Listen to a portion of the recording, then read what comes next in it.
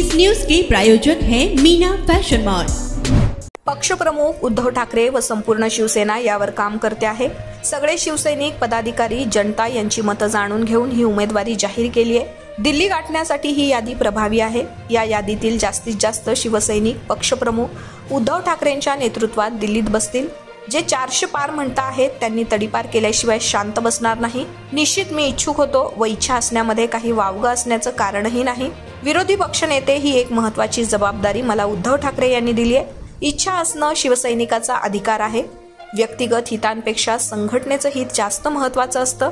जोमाने पक्षाचे काम पाहणार अंबादास दानवे, विधान परिषद विरोधी पक्षनेते। मी तुला देतो फर्स्ट, पुन्हा एकदा आपण पर्सनल करूया। तुमचं कॉमन चांगले चूज कर नाही, त्यालाच देतो मी फर्स्ट। पण आज महत्त्वाचं असेल ना तर कॉमन पहिलंच करायला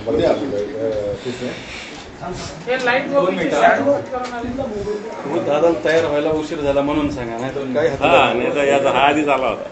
ठीक आहे ना, तू कर, मला नाही करत थोडीच म्हणतो आता वेळ अशी। चला चला चला, हे काल त्या पुढारीने काय मी न बोललेलं हे केलं। ऐसा मत करते मैं बात नाही करूंगा। ठाकरे गटाची 17 उमेदवारांची यादी जाहीर झालेली आहे। तुमच्या अनेक सहकार्यांना यावेळेला उमेदवारी दिलेली आहे, तुमची काय प्रतिक्रिया? बिलकुल, एक माननीय पक्षप्रमुख उद्धवजी ठाकरे साहेबांनी मागच्या वर्षभरापासून शिवसेना या सगळ्या विषयावर तयारी करते।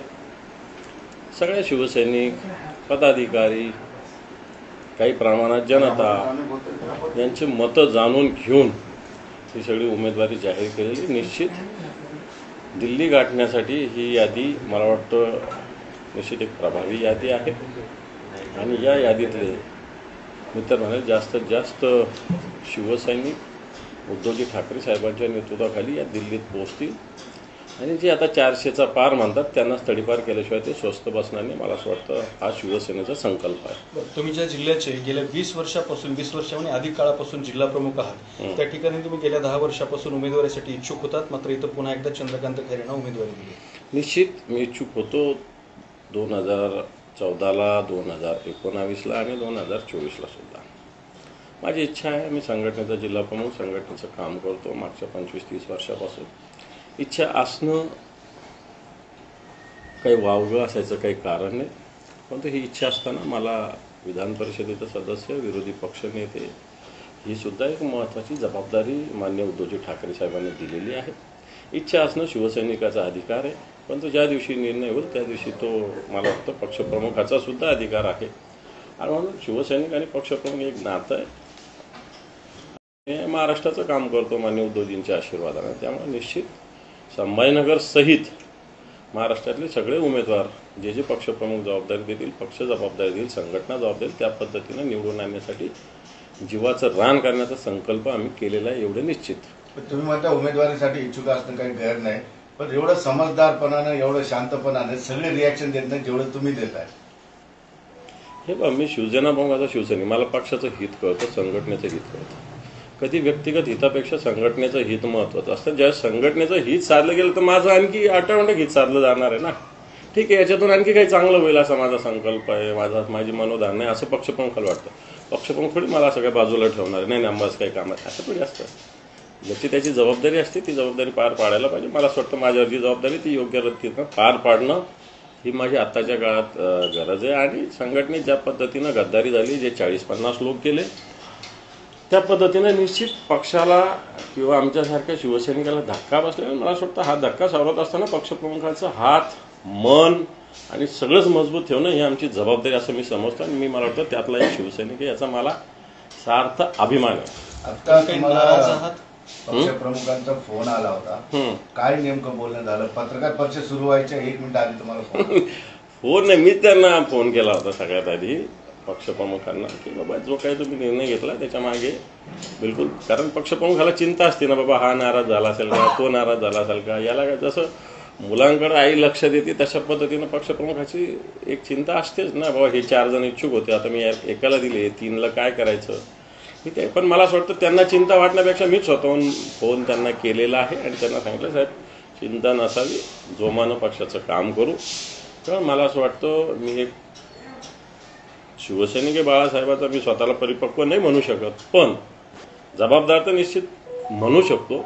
आणि म्हणून ही जबाबदारी माझी पण आहे, जेवढी पक्षप्रमुखाची तेवढी माझी पण मी समजतो. आणि मला असं वाटतं या जबाबदारीतून मी निश्चित काम करेन. बरं, काही खेद वाटतोय तुम्हाला? थोडंफार वाईट वाटतंय का दादा? हे बाई, इच्छा असल्यावर नाही झाल्यावर थोडं बहुत वाटत असतं, पण तो अजून तर खूप बाकी आहे. मला असं वाटतं या जिल्ह्याचं नेतृत्व पक्षप्रमुखांनी माझ्याकडे सोपवलेलं आहे. ही मोठी गोष्ट. मी एक सामान्य घरातला शिवसैनिक आहे, एक सामान्य शिवसैनिक म्हणून आज एवढ्या महाराष्ट्रातल्या महत्त्वाची जबाबदारी मला पक्षप्रमुखांनी दिलेली आहे. आणि एवढी जबाबदारी दिली तर मी थोडी म्हणतो की येणाऱ्या काळात जबाबदारी मिळत जातील.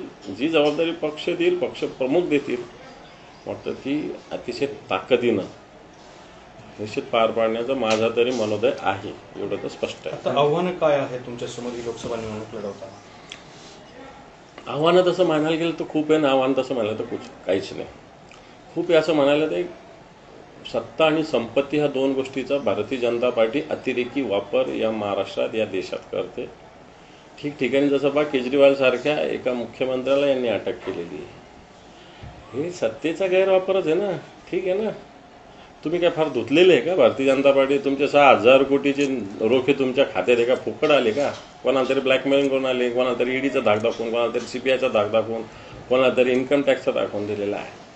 आणि अशा पद्धतीने खरं तर समोर गोष्टी केल्या पाहिजे, पण भारतीय जनता पार्टी तसं करत नाही. अडवून मग याला ब्लॅकमेलिंग करणं, याच्या कायमशिळात बंदूक लावणं, त्याच्या कायमशिळात बंदूक लावणं, या पद्धतीनं काम करते. मला वाटतं हे एक आव्हान आहे. पण मला वाटतं हे आव्हान पेलण्याची जर शिवसेना प्रमुखाच्या विचारानं शक्ती मिळाली तर हे आव्हानसुद्धा आपण सहज पार पाडू शकतो असं सुद्धा मला वाटतं. पण निश्चित सत्ता आणि संपत्तीचा जो खेळ